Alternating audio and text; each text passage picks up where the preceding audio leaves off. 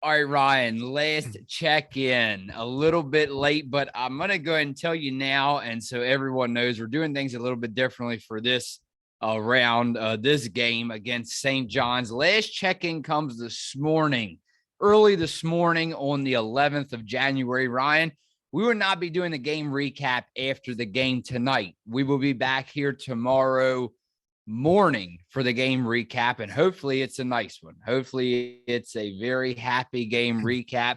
Ryan, good news. UConn Huskies women's basketball is back. It seems like it was more than one game. It seems like, I know to you and I, it seems like that it was like 2 weeks that they were off and stuff was not going as planned. But now all of a sudden it seems like we're back on track and we can get into our routine again. At least you and I can, and our subscribers. And that starts with the last check-in. What do you have?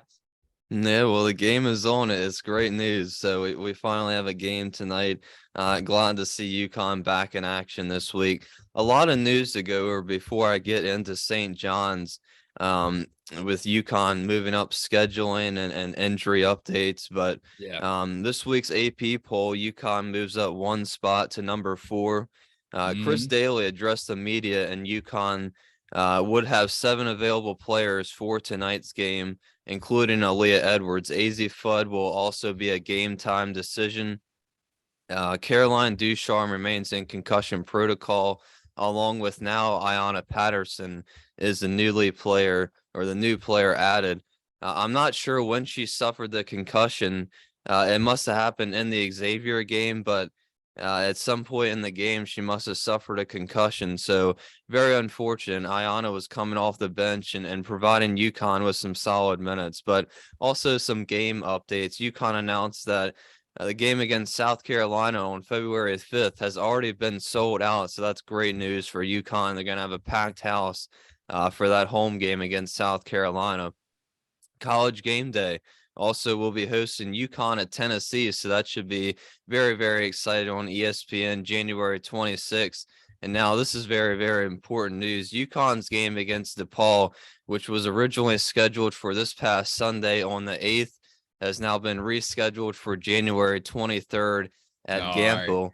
And then now that caused UConn's game against Seton Hall next Thursday to be moved up to next Tuesday, January 17th. So a lot of injury updates. Oh my gosh, you're making me dizzy. Woo! But I think that's all the updates I got. So now let's shift back to St. John's, which the game tonight, 8:00. Red Storm 14-1. We talked about this a little before. We thought St. John's would be undefeated going into this matchup, but then the next day I think they lost to Seton Hall. So 14-1. St. John's led by Joe Tartamella, who's entering his 10th year as head coach. A fairly balanced attack on offense between the transfer from Pitt, Jayla Everett, Jillian Archer, who came over from Georgetown, and Kadaja Bailey. Transfer Mimi Reed and Reeves People round out the starting 5, which consists of all 5 seniors. 3 of the transfers, based off of their record, I think they're playing pretty well together. 3 out of the 5 are transfers. St. John's also plays about 6 or 7 players off the bench. I'm not going to name them all, but senior Unique Drake and senior Daniel Patterson usually lead the charge for the Red Storm off the bench.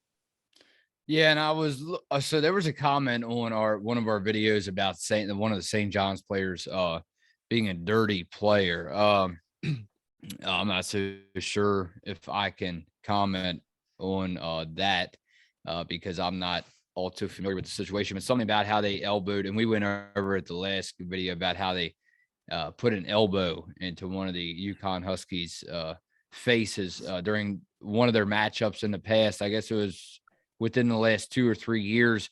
But I tell you, man, when you look at, excuse me, this is one of the games where I have been looking forward to the most.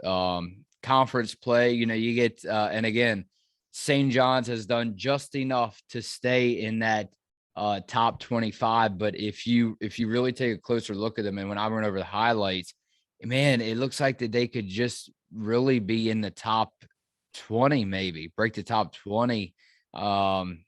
Or maybe even top 15. I might be going a little too far with that, but man, you're right. When you said that they play well together, that's an understatement, I think, Yeah. because I think that you might be able to tell that, especially when I give you my prediction at the end of this episode. Yeah, I mean, I'd certainly agree with that. Unfortunately, with that loss, they dropped out of the top 25 because I think they were only ranked. I don't think they went past 20. They were 23rd, 24th. But Yeah. and we've seen that with a couple of the Big East teams. Creighton was ranked about 15th, and they started losing a couple. They dropped out. I think there's another team that barely sneaked into the top 25. I think Mhm. Villanova finally got ranked this week at 25th, but we've seen a couple teams throughout the course of the season get to about 20th, 23rd, 24th. But yeah, I mean that just goes back to what we've been saying about the Big East getting a little better in general. And I've kind of circled this one on the calendar as well and been paying attention to how good St. John's is doing. So I think road game tonight. So it should be an interesting atmosphere. I think definitely with how well St. John's is playing, like we both said. Best team they've beaten is Creighton, though. I looked through their schedule. So, and we all know what happened when UConn went to Creighton. But from the UConn side, just everything they've been going through with Gino being out, only 7 players, all the other players that have been injured.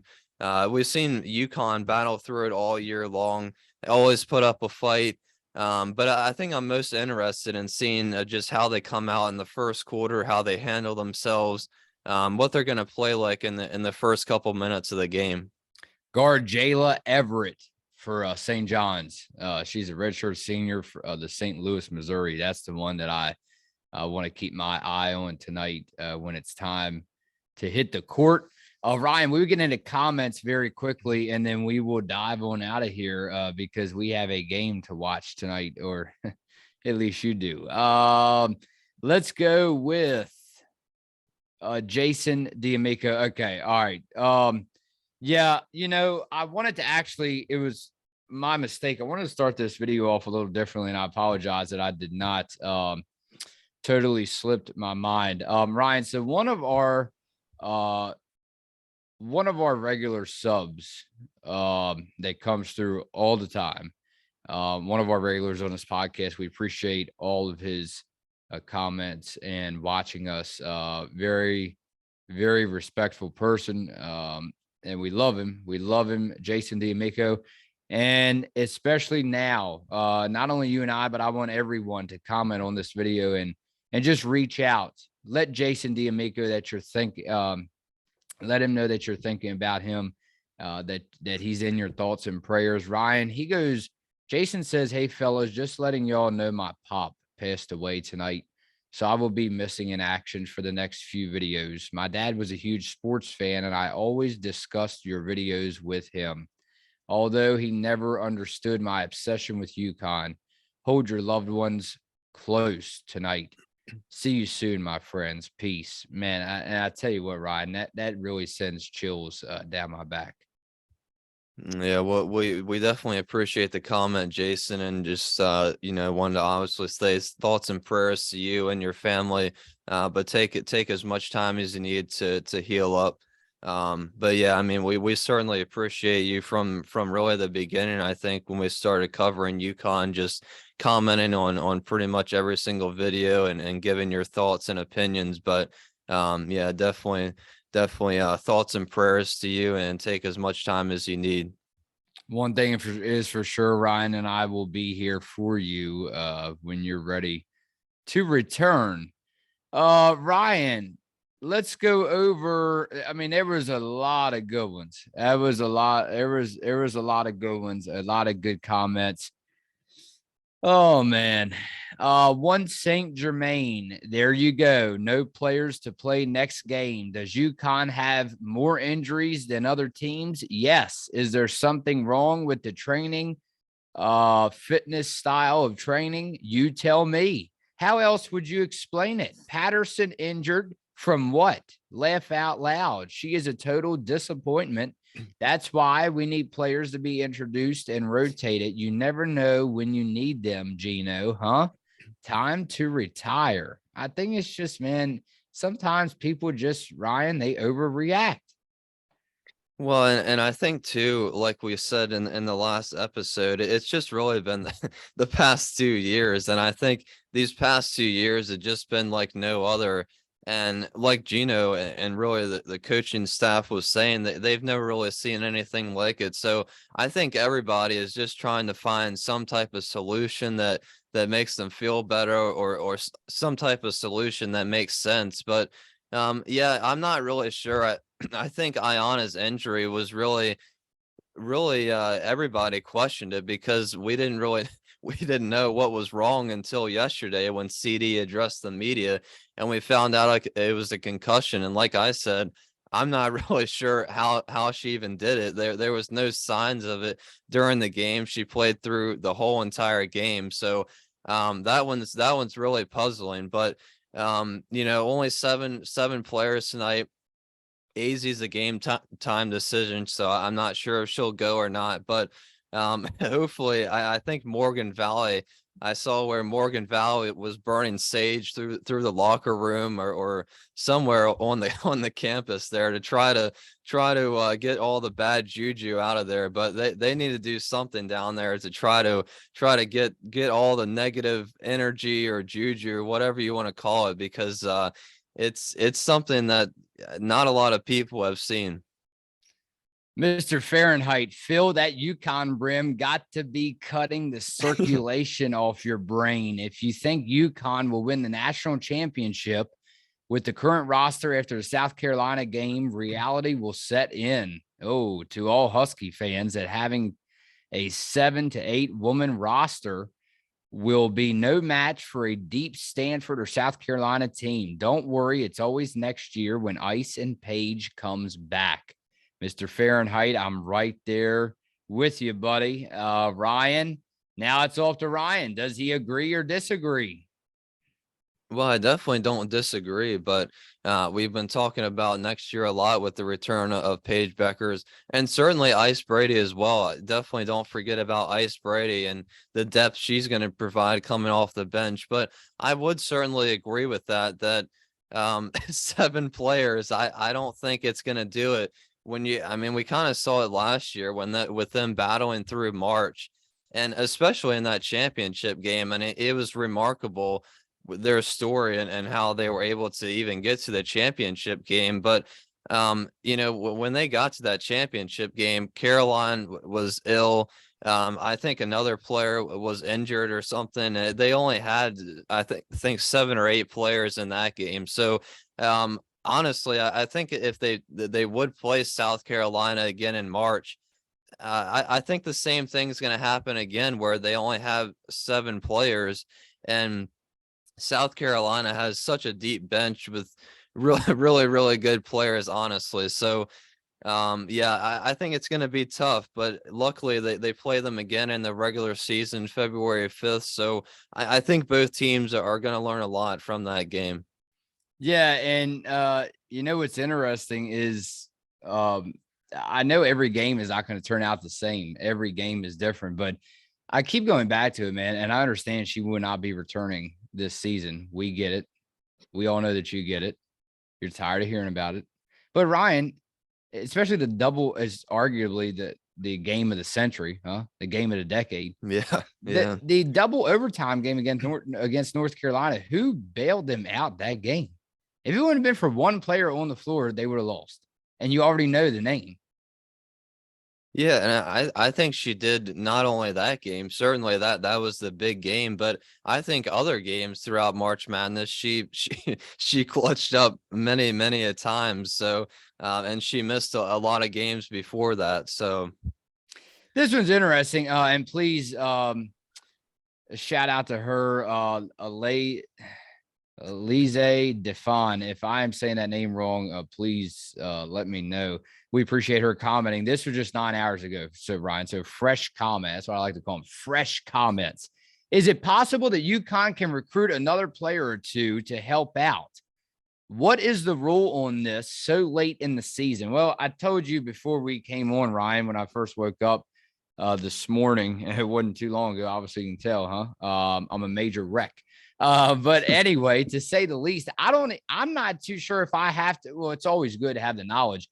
I'm not, and you were discussing with me, I'm not too sure if we have to actually look deep into that because to me, I don't really think it's a possibility. I never heard of um, such dramatic stuff in my life about picking up recruits this late in the season. Besides, usually teams are lucky enough where they don't have to run into that problem.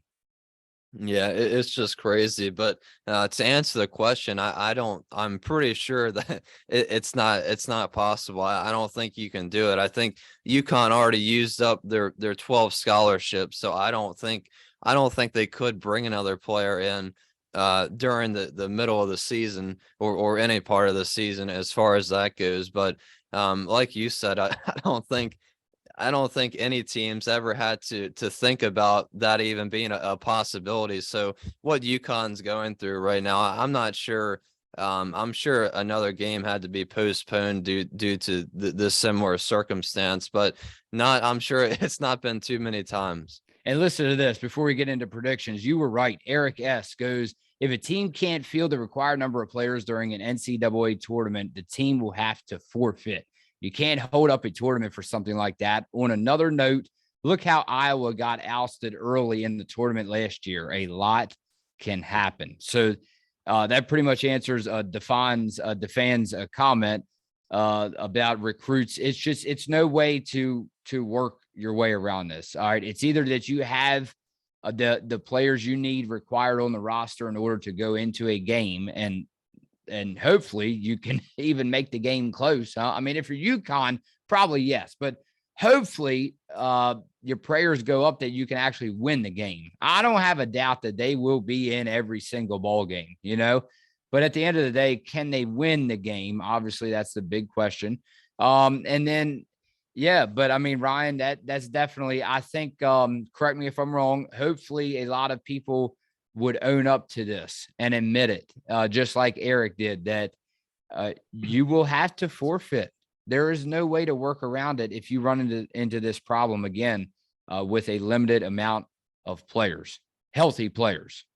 Yeah, because I mean, March Madness is totally separate from the regular season. The regular season, especially a Big East matchup with the teams in conference, I think it's a lot easier to reschedule the games for a date later down the road. But that's what I kind of figured when you get into March Madness and there's 63 other teams along with UConn in the tournament. There's just no way you can you can try to reschedule the game because your team doesn't have 7 available, or I guess they would only need 5 in the tournament, I guess. But yeah, it's going to be interesting.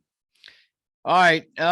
Predictions 13-2 Huskies, 14-1 Red Storm. Ryan, what do you have? Connecticut visits St. John's tonight, 8 o'clock.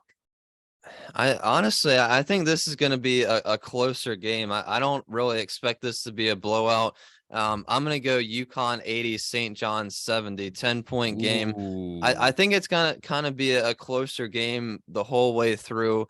I think UConn stays in the lead relatively the whole game, eventually able to pull away in the fourth quarter. But I think eventually at some point, only having 7 players with all these injuries and just going circulating through all these different starting lineups, I think eventually it's going to catch up to UConn.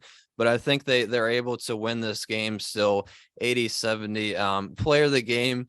Um, I think I might go Lou again. I got it wrong last time, but I think Lou, she's such a good shooter. We all know that. I think I'm gonna say the same thing I did last time. I think she's gonna knock down some threes and really be the offensive spark tonight for UConn.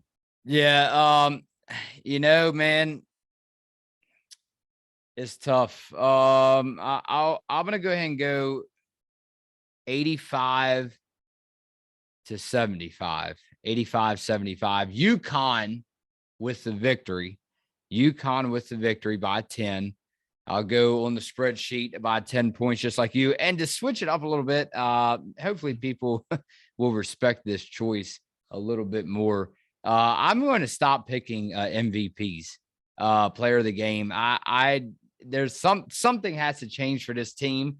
And I saw some comments. Well, they didn't start getting injured until listen up, cover the Huskies. All right, well, you can't. I know. I get it. I know it may have worked out that way, but it's not Ryan and I's fault. I promise. So let's go and just start switching some stuff up little by little, and hopefully, just hopefully, it would change the outcome, and some players can start coming back healthy, and maybe we get some walk-ons that are about 7 foot tall. And I'm just kidding. I'm just kidding, Ryan. Don't get your hopes up. Well, it definitely wouldn't hurt this season, but I think we're in too far now. We got to stick with what we got. All right, man. We want to remind everybody, hit the subscribe button, like the videos, share them, and comment away, because Ryan and I read through all of them, and we will get to yours. We promise we will get to yours one way or another in these future videos. Ryan, I look forward again to seeing you. Not tonight. We're doing stuff a little bit differently again. In case people missed it in the beginning, we will be coming on to recap this game tomorrow morning. Ryan, enjoy your Wednesday night as the UConn Huskies pay a visit to St. John's. Phil and Rye on Listen Up.